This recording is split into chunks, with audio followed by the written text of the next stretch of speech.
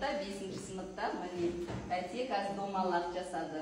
Ұнамай қалып, мынандай түрде жасау мүмкін, иә?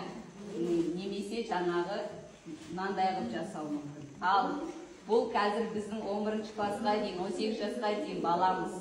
Сіз қалай тәрбиелесеңіз де сіздің икеміңізге келіп тұр. Дұрыс па?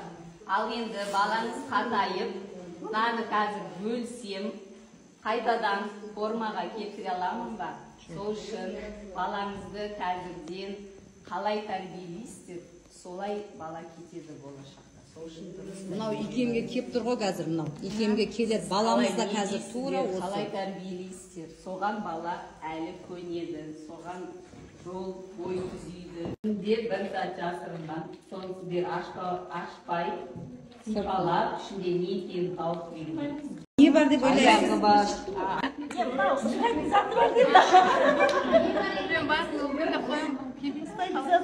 Баланың ішіне, жан дүниесіне дейін жету үшін қанша қиналдыңыз? Ішіндегі нәрсесін білу үшін қанша болжам жасадыңыз? Сол үшін баланың сыртқы киіміне әдемі киіндіріп қана қоймайсыз, баласына де мән беру керексіздер. Дұрыс тәрбие беру керексіздер. Не, кім досы деп жатырмыз, хобби деп жатырмыз. Жұмыс дейсіздер, кейін өсіп кеткен кезде ол бала қандай адам болып кеткенін білмей қаласыздар. Қорытынды осы. Мен өзімді көрдім. Өзім мақтаған қыз қиын екен. Немереме келіп отырмын, Рүстем Ерасыл.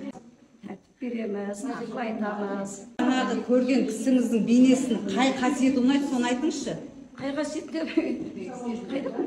Қай қасиетті? Барлық қасиет ұнайды. Ешкімге зәлелім жоқ. Мен демеңіз. Көрген адамның бойындағы әдемі қасиетін айтып беріңізші. Біз танымаймыз. Аяулы әжемін, ардақты анамын. Сінің ең жақсы қасиеті қайсы? Ең жақсы қасиеті сол келіндеріме дұрыс жол көрсетемін.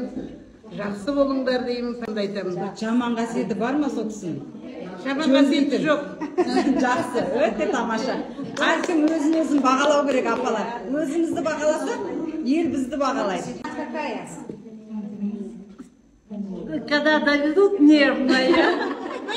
Когда дети доведут нервная. А так спокойная, равновешенная. Көшім күшті, жақсы. Мен сол балдыра қараған жаман емес па деп ойлаймын енді, қайда?